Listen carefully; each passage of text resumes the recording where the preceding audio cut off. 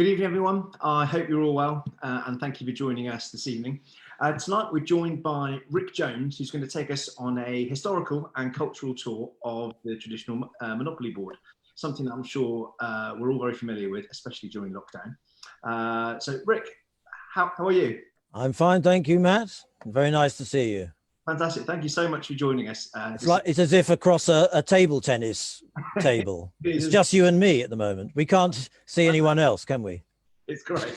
Yeah. So, but before we start, Rick, and I know we've got lots of people who are tuning in tonight to watch, who've been really interested in what you're going to be talking about. But give us a bit of background to you and how you're now delivering this sort of talk. I'm a blue badge guide. I'm wearing my blue badge. That means I'm tourist guide, basically. And during lockdown, no tourists. We're going to be the last thing to come back, tourist guides. We're waiting for everybody else. Then the tourists can come back, and then we'll be in work here. So we've had to think of other things to do. And we've done a lot of Zooming like everybody else. And what I'm doing is taking people on a tour of, as Matt said, a tour of the Monopoly board. But anyway, I'm going to just start it now because I'll explain all that as we go along. I suppose you also asked me how my background. Before that, I was a journalist, still am to an extent, but I was the Evening Standard music critic for many years. And I've got an arts background, so there may be a sort of arty flavor to things, but other themes arise as well as we go round. So I'm going to share my screen. That's what I'm supposed to do. And then we'll go. Okay, so bye for now, Matt. See you again after the ride when we get back to go. Perfect. We go once round. That's the point. Anyway, and I'll explain it. Let's go. Share screen. So now people should be able to see. Oh, share. There we are. Now everyone can see the Monopoly board, and that's good, I think. Oh, stop. I'm sharing. Okay, I'm sharing. Right. Good day to all, and welcome to this tour of the Monopoly board in virtual reality.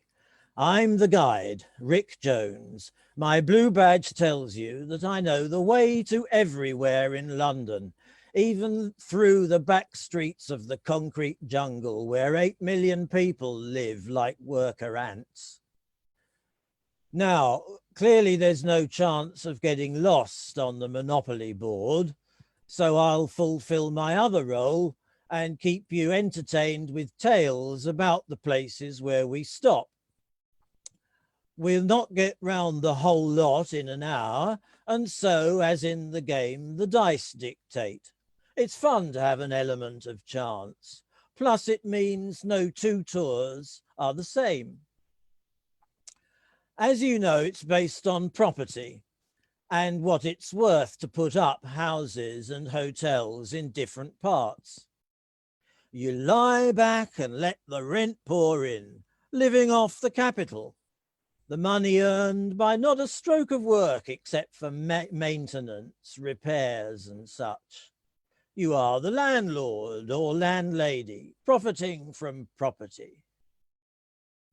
Monopoly was once known as the landlord's game, created in 1905 by game inventor Liz McGee of Brentwood, Maryland.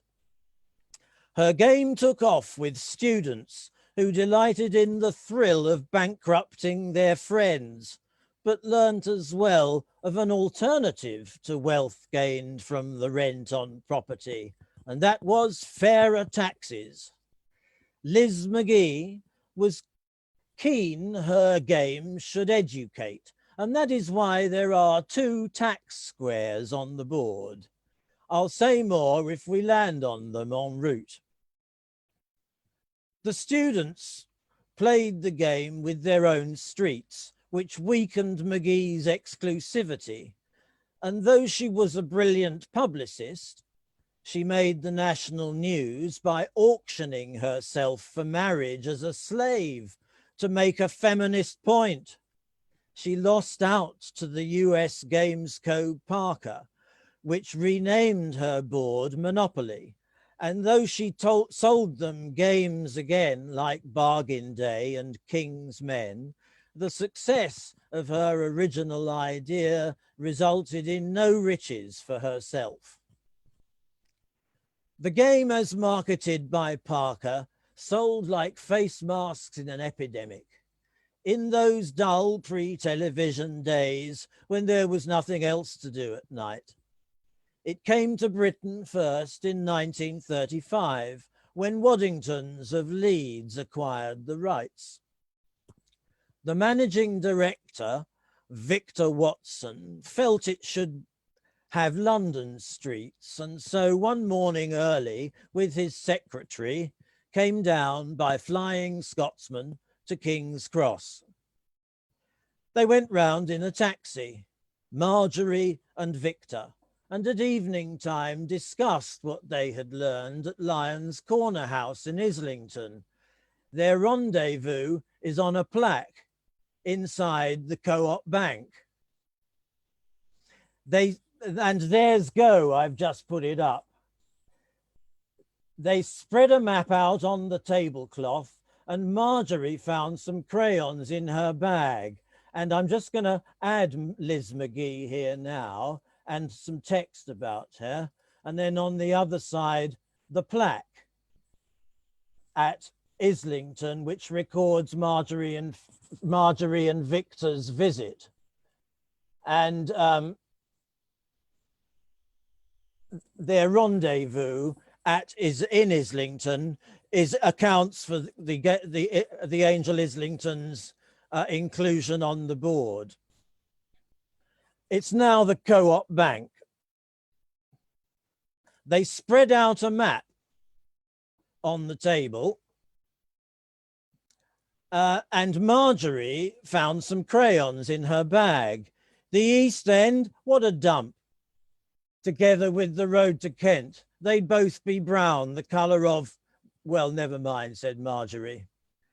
The light blues, Euston, Pentonville and Angel, were an 18th century bypass, London's first, to take the cattle herds away from Oxford Street. You see the arrows there, which been the road to Smithfield Market before that. The purple properties are royalty and government in Whitehall, Pall Mall and Northumberland Ave. The reds are on the Thames, the Riviera, if you like Fleet Street, Strand, Trafalgar Square in one line. The route between the Monarch and the Merchants. The Monarch in the west, the Merchants in the east, which is London's design. The orange streets, excuse me. There's one, Bow Street.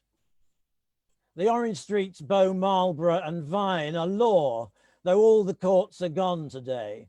The yellows, Piccadilly, Leicester Square and Coventry are theatre land. And the greens are shopping, Regent Street, Bow Street and Oxford Street. And then you have Park Lane, finally, and Mayfair, the wealthy too. And there we are, fireworks for Mayfair. The spots are railway stations, one of which is King's Cross, where our Waddington's employees disembarked. Let's follow them. The round of what must be the greatest ever board game in the world begins.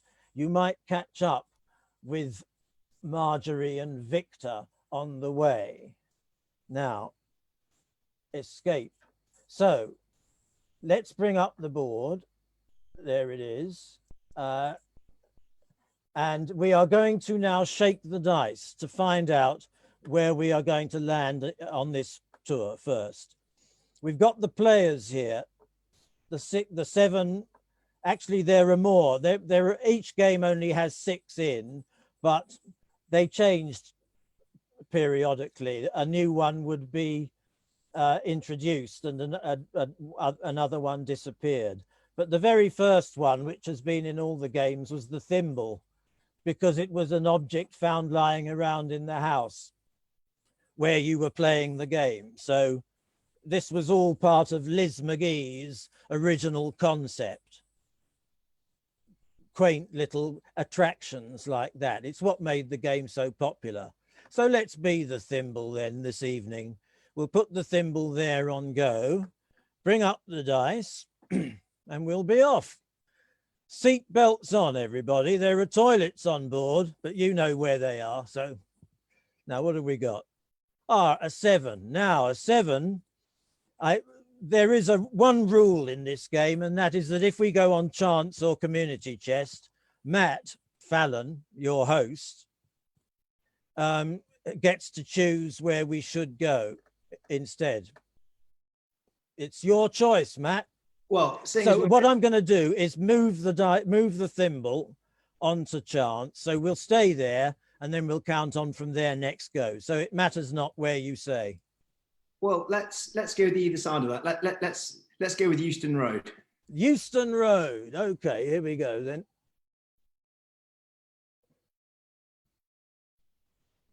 Right, Euston Road. Spin along to Euston Road. It's that one. Right. Euston Road. Part of the bypass, if you recall, from that map spread out on the cafe table. It's all about history, this. Ere 1756, no Euston Road existed. It was built to take the herds of livestock to the city abattoirs at Smithfield Market, which had previously gone via Oxford Street and Holborn. Since the fire of London 90 years before, these areas of Finsbury and Bloomsbury and Clerkenwell had been developed by the dukes and earls who owned them. So almost everyone was pleased about the bypass, which the Duke of Grafton built. Charles Fitzroy, his father Henry, was the King of England's bastard son. The name Fitzroy means king's son, fils du roi, fils du roi. And so to compensate, the king made dad a duke. So the son of the duke is the builder of this bypass, the Duke of Grafton's son. So that's who we're really interested in, but that's the connection. His grandfather was King Charles II. But via one of the king's mistresses, Barbara Villiers, in fact, not Nell Gwyn. Nell Gwyn's sons became the Dukes of St Albans. So if you were the king's mistress, okay, you didn't ever become a duchess, but your sons were dukes. That was one of the payoffs. So there we are. Now we're continuing. That's the here's the present Duke. Come on, there he is. The 12th. There now. He's also called Fitzroy, but Grafton is preferred. He's in the music biz apparently, but lives at Euston Hall, as all have done. Euston is in Essex. It's a village. Should have said that. The names of Euston, Grafton, and Fitzroy appear in the roads and streets and squares around this area of Euston Road. They all refer to just one family. Their road is 6 lanes wide in parts, the Euston Road. It's a great thoroughfare through London to take those herds, and has some landmark buildings either side. Chief among them is the Gothic fantasy of St Pancras Station. conceived by architect Sir George Gilbert Scott. When in 1867 won the Midland Railways contest, even though his entry cost the most. It was a wow compared with Great Northern's terminus, King's Cross, of 1852, down there on the right, whose style is Romanesque, just 2 round arches. And look, its neighbour both in life and on the board, the Monopoly board. So Euston and King's Cross, you see, you get an explanation of how these streets were chosen as we go round too. So that concludes Euston Road. Now we go back to the board again and we'll throw the dice. And I hope you've got to have a reserve now, Matt. Right, dice roll, just in case. We get another 7. Oh, I don't think that does take us round to the next one, do we? Okay, so thimble 1, 2, 3, 4, 5, 6, 7. Northumberland Avenue, I think. Okay, so round to Northumberland Avenue, which is here. And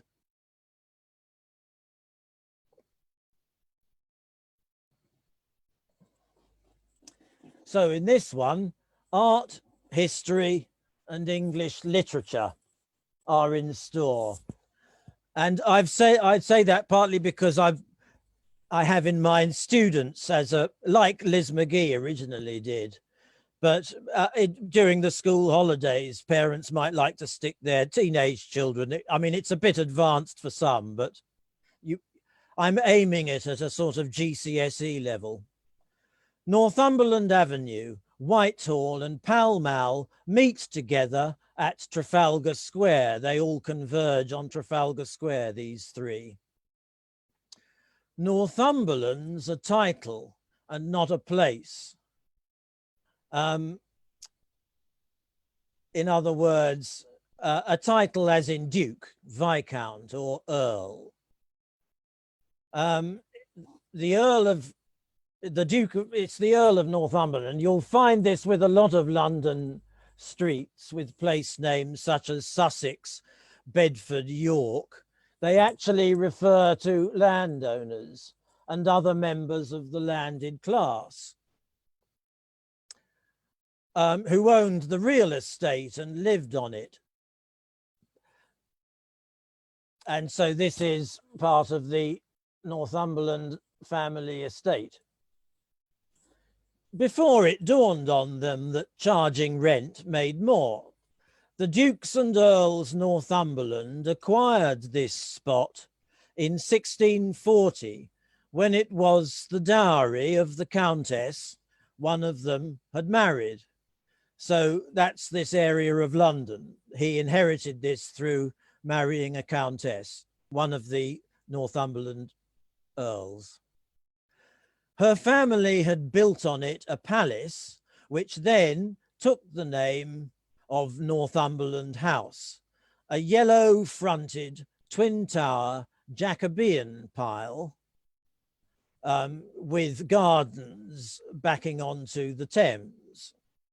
Canaletto, the Italian artist, painted it at dusk in 1752, which is good news because it's not there now, Northumberland House, it's gone.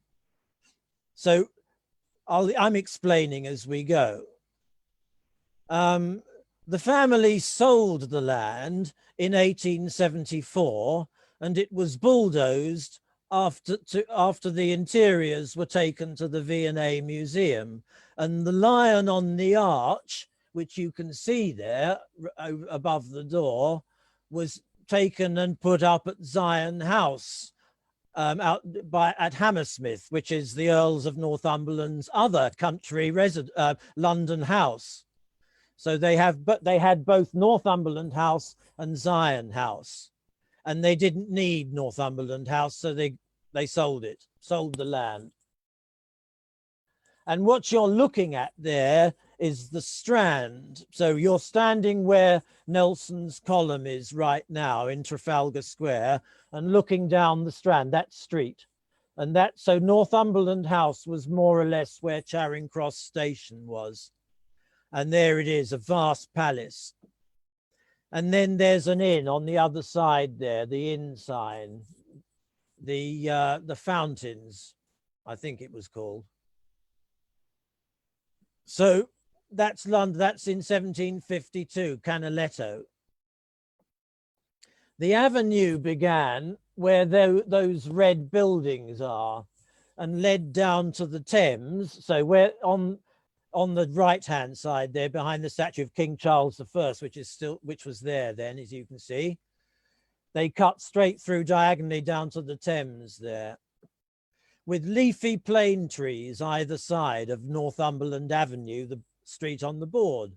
Hotels and offices were built, and here a pub, the Sherlock Holmes, which was then the Northumberland. So there's Northumberland House and the Strand and the Sherlock Holmes pub.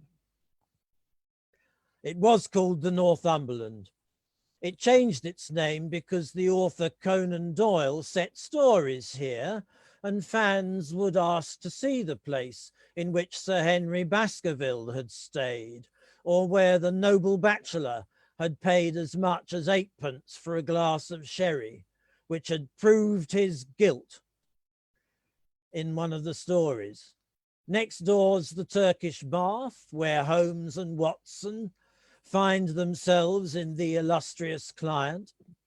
In 1951, the pub acquired the Sherlock Holmes display from the Festival of Britain.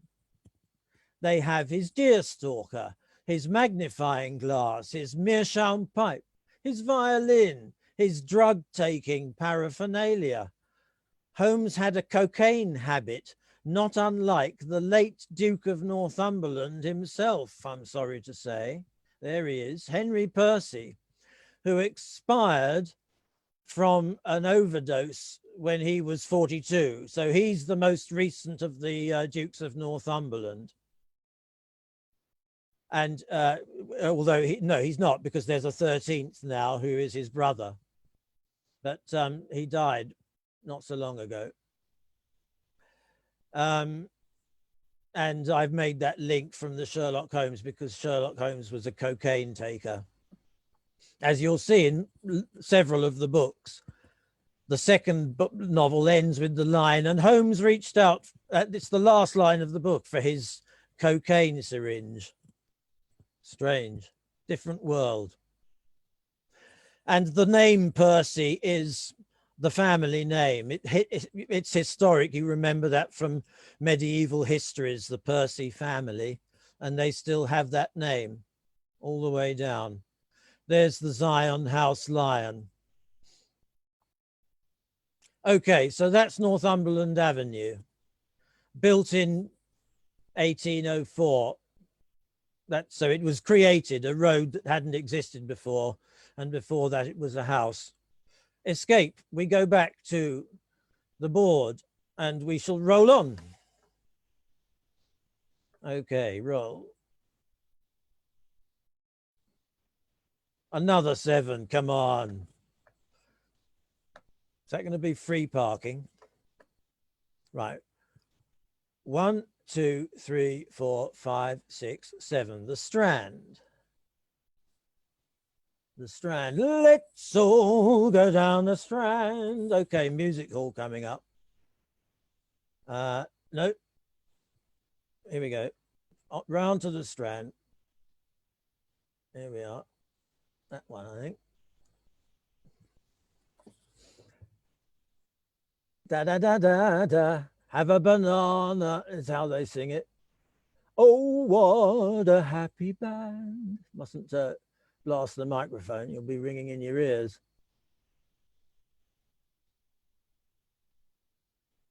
Right, got it.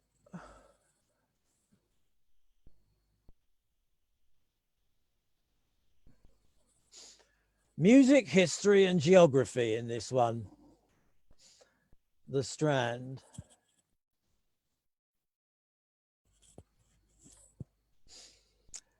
Strand means beach in German, and the street is the Riviera of the Thames.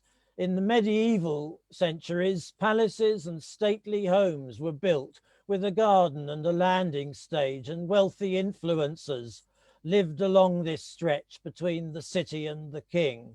Most magnificent was the Savoy, built by John of Gaunt, a younger son of Edward III, who had so wanted to set up a court like Camelot with knights versed in codes of chivalry and bound by a blue badge, the garter, like the guide's blue badge, the garter's sacred ring, the Knights of the Garter, they're blue. But Edward's eldest son and leader of the band of knights, the Black Prince, was killed, and what had seemed a perfect future for the realm, with the Black Prince on the throne, the dynasty secure, was now consigned to family rows and arguments. Okay, so this is the King Edward III we're talking about, and he had the son, the Black Prince, but the son died before his father. He was in his 40s, but it created a problem. Who should, because he had a son, the grandson was next in line. So Edward III died an old man, and after him came the Black Prince's son. But that's where the feuds began, because an uncle claimed he had a prior claim. Edward's heir was now the grandson, who was but a boy when he became the king, and so his uncle, John of Gaunt, who lived at the Savoy, ruled in his stead effectively, although the rest, his other brothers, bitterly complained. The Wars of the Roses came about, but that's another story, and for now let's ponder John of Gaunt's palatial home with stables, chapel, vegetable patch, cloister, fish pond, jetty, and great hall. There we are. Arrows everywhere. So this is alongside the Thames, the Great Palace of the Savoy, 1345. Geoffrey Chaucer married here, the writer, and wrote in rhyming couplets bawdy English tales, when others versified in courtly French. So Chaucer is writing in English. This is the first establishment of the English language. So we're in history and in literature now. Chaucer here, guest of John of Gaunt, who was his brother-in-law. Chaucer was quite high up in society. The Black Prince housed a royal prisoner here when the Black Prince was alive. So he would come to his uncle's place and asked a ransom, which was never paid. Charles II's brother, James, married here at midnight and in secret Anne Hyde, who produced 2 daughters who both became Queen of England, Mary and then Anne. It's long gone now, but standing in its place, a hotel and a theatre, the one with lounge pianist and the world's best cocktail bar. So that's the Savoy Hotel. The other staging musicals, as once it staged productions by the Savoyards, who specialised in comic operas by Gilbert and Sullivan. London sang along.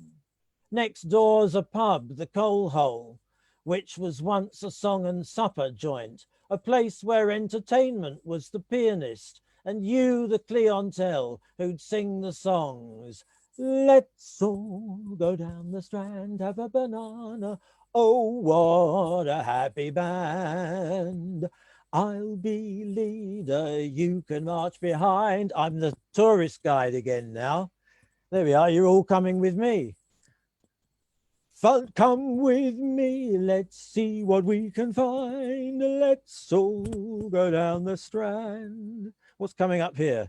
There it is, the Vaudeville Theatre on the Strand.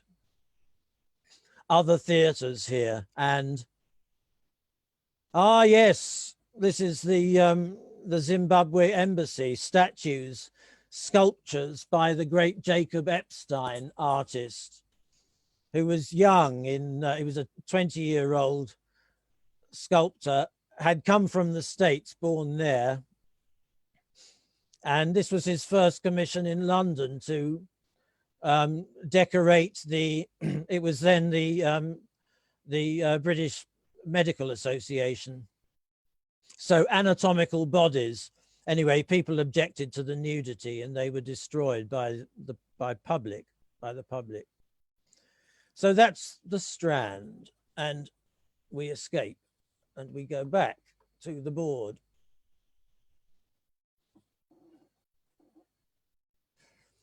And we roll the dice. How are we doing? 2018. And we're about halfway round. 10. Oh, that's going to get us a good old way. That takes us into the greens, right round the board.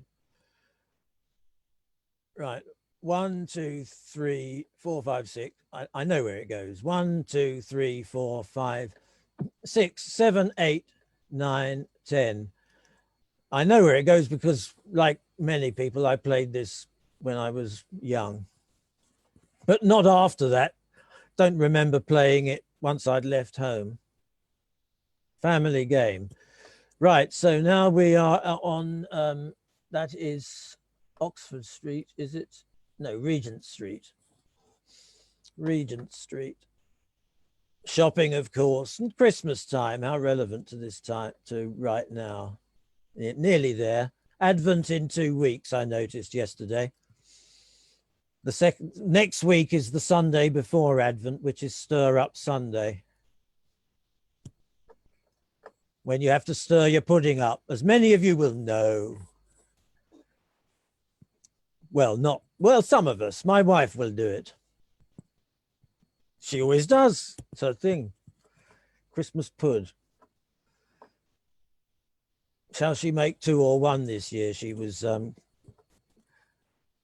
musing aloud to me. Right, go away. You don't want to see in advance. Regent Street.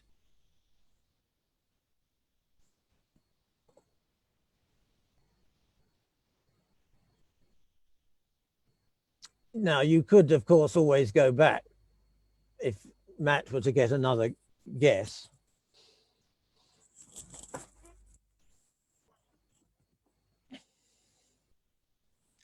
Right.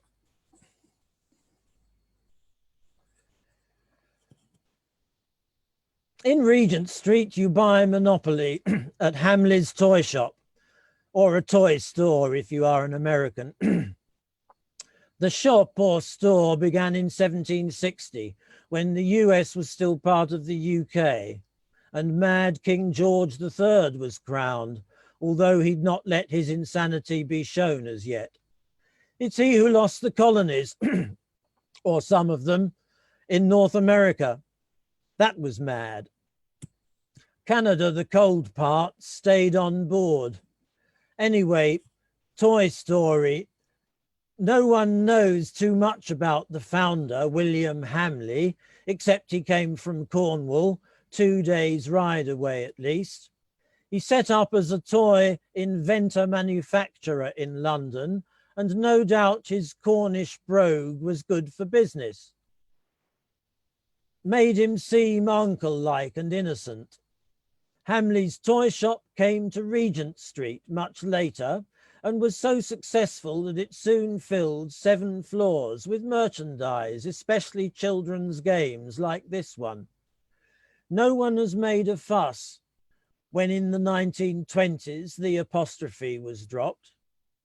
It has been one of the most visited attractions that we have. 5 million customers came annually through the door. No more, of course. Pity the ambitious company Reliance Retail Limited, which bought the shop or store last year in time for COVID. They'll be back. It's not as if there's damage to repair, and we're already into vaccine territory. We can look towards the future at last, can't we? Regent Street was built as an attraction to impress the visitor. Regent Street itself. The man behind it was the Prince of Wales, the son of George III, the regent who replaced his father when the king went mad and was incapable of ruling. So George III, his son George IV, ruled in his place and so was called the regent. It's what regent means, reigning in the place of. Not that there's that much to do as king. The regent spent his time and money on fantastic and expensive building schemes conceived by his good friend and architect John Nash, like this here Regent Street, which started at the palace on the Mall, Buckingham Palace, and ran a mile to Regent's Park with grand imperial buildings either side and a graceful sweeping curve, as you see there, because not even he, the regent, stand in for the king, could bulldoze through the rights of other landowners. Build a hotel there, monopolist. The street has space to stage promotions for the NFL, the National Football League, on quiet Sundays when it's free of cars, and every year at Christmas, some celebrity will press a switch and on will come the lights like spangled webs. Oh, with angels, wings outspread, praising God and saying glory to the shopkeepers like Hamleys and the shoppers who will spend and spend again in the highest. So be it. I exclaimed there because I clicked once too often. Okay, so back to square one, literally. Well, not square, yes, square one, but we're on, we're round at Regent Street, and we have now the last stretch to negotiate, because that you always start to tremble when you get to here. If somebody's got hotels up on Mayfair, could be the end of the game for you, mate. Or super tax. You knew the end was coming when super tax was preferable to Mayfair. Now let's go. We're going to shake the dice. Roll. And that is a 4. Come on, Thimble. 1, 2, 3, 4. Liverpool Street Station. Liverpool Street Station. Come on then, Liverpool Street. Now, there we are. Welcome to Liverpool Street Station. These are written out, these texts. You probably guessed that. And they're all in verse, iambic pentameter, but sometimes I go off. Anyway, I'll try to keep the rhythm going. Welcome to Liverpool Street Station, built in 1874 to be the grand departure point for passengers en route to destinations east, like Colchester, Southend-on-Sea, Shenfield, Norwich, Gidea Park, and Clacton. You can't really see, but you might have guessed those are the stations that are listed there underneath Welcome to Liverpool Street Station. Goes out to the east, into East Anglia. Some of you may be from there. Richtung Harwich. Harwich ist da, ja? Ich weiß. Matt hat mir erzählt, sind 2 von euch von Deutschland. Schönen Grüßen. Okay, so the street was named in honor of Lord Liverpool, Prime Minister, from 1812 to 1827. So it's nothing to do with the city of Liverpool. It's named after Lord Liverpool. Keep the rhythm going. When old King George was mad and death was punishment for most misdeeds, the railways were coming, and although he never knew it, he's remembered in the station. It's beyond the Roman wall, the station, which marks the business district, banks, insurance companies and financiers in modern glass and metal chicken coops, which still are mostly empty 6 months into the pandemic. Should be 9 months now. Being extramural, this was where the sick were treated. And the Bethlehem Hospital stood here from the 13th to the 17th century. Madmen in here thought they were the king, who was himself mad, as we know. The Queen, who now resembles George III, her great-great-great-great-great-grandfather, did as monarchs do and graced the building with her regal presence when it was refurbed in 1991, as this stone plaque, from which she drew a curtain, brings to mind. And I'm sorry again, ladies and gentlemen, to have spoilt that, but there we go. You saw the pictures, and you may have been trying to work out how they fitted into the lines anyway. I think we could be coming to the last now. It's likely. Let's go. Dice, please. Roll. And that's a 10. So that's going to take us round to the other station. We know that. King's Cross.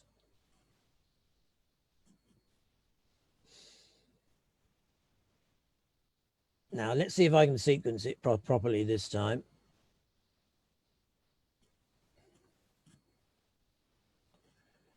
King's Cross. It'll be Harry Potter we got coming up here. That's for the kids. King's Cross was once synonymous with sleaze, and that's why Marjorie and Victor put it on the cheap side of the board. In time, King's Cross cleaned up its act, and tourists came in search of Harry Potter, who embarked for Hogwarts boarding school from platform 9 3/4 through a brick wall. Someone couldn't get his brolly through. The cross, the King's Cross, is a place where 4 roads meet, a crossroads, which in 1836 was honoured with a statue of the late King George IV, which gave the area its regal name.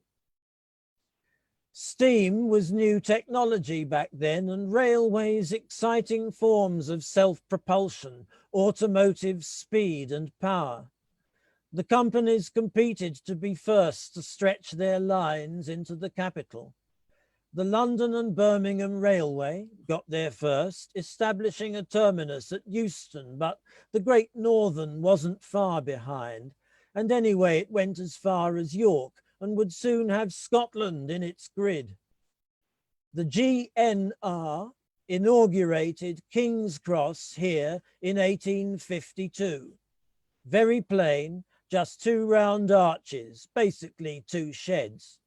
The company expanded many times and changed its name to LNER, London and North Eastern Railway. It gobbled up the other lines as well, just like a player in Monopoly. In fact, the other stations on the board, Marylebone, Liverpool Street and Fenchurch Street, were part of LNER too. It sped the locomotives up the coast to Edinburgh, romanticising rail travel on the Flying Scotsman and travel on the even sleeker Mallard. Both these super locomotives were designed by him, Sir Nigel Gresley, who was the chief mechanical engineer, knighted by King Edward VIII, who, let's not forget, was king for less than a year and did a few official things while on the throne. Edward VIII, you see, not that common. Railways appealed to Wallace and himself. He took the royal sleeper from King's Cross to Ballater, the station for Balmoral, and once he scandalised the staff with guests who misbehaved when they were used to having bishops, politicians and blue bloods, not London party people lounging on the lawns. Gresley had a statue on the square. He's holding my umbrella. Can you see?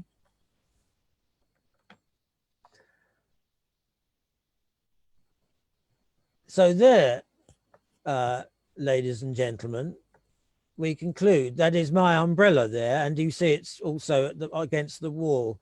And occasionally my umbrella appears in the photographs. That's partly to personalize them, so you know it makes it unique to me, and it also is it also gives you a gauge of size. You can see how tall that statue is. He looks taller than life size. Sir Nigel Gresley, God rest his soul, a great engineer, 1930s style. World hadn't an inkling back then of what lay in store, although they might have guessed. No, there were voices, of course, weren't there, ladies and gentlemen, in the 1930s, warning what's ahead. Okay, Matt, c'est fini. It is concluded. And thank you for being with me, ladies and gentlemen. That was brilliant. Thank you. Thank you so much for that. Learned a huge amount. In fact, I've learned so much, I'm not sure I can take it all in. I'm going to have to watch it back again. And probably for a third time. Yeah. Well, I'm just glad there's not a test afterwards. I'd be rubbish at that. That would be that would be something I could put in. That's a good point. No, that would be awful. Just while I've got you, just quickly. Yes. Obviously, this is based on the traditional London board game. I was just wondering what your personal views were on the many other editions that have come out, either cities around the world. My wife has as well. Yeah. We've got one here that's it was sponsored by the National Trust. And so it's the parks around the country. And I think probably when you get playing it, you don't notice that.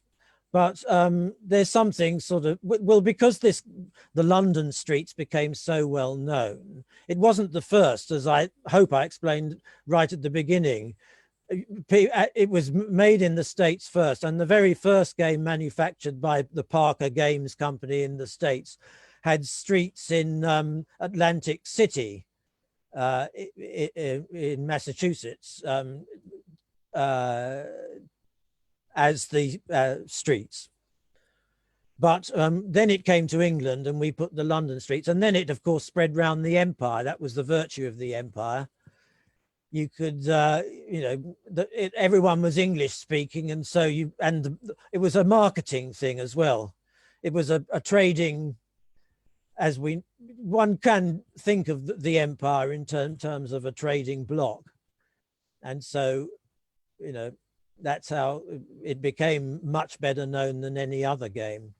And London being the capital of that great empire, then there was also, something sort of evocative in the street names too. Although, do you have? Yeah, go on. Sorry, I'm going on. I was just going to say, do you have equal fondness for each of the spaces when you land on them, or are there some that you think, oh, I'd rather not talk about this one now? Well, as I've only just designed it, I'm still getting to know the stations. As you can tell, and sometimes it's a bit halting. Once I've got it more fluently spoken and with the bringing the pictures in, then I'll get to know them better. But two of them, Vine Street, for instance, there are two in London called Vine Street, and it's not, well, it's pretty sure now that there's a Vine Street off Regent Street. It's tiny. It's just the backs of other shops there. But there was once a police station which closed in 1940. There was a scandal there all the way through the 1930s because the chief of police was accepting bribes from the brothels and gambling joints around Soho. And, he was keeping quiet about things in return for a backhander.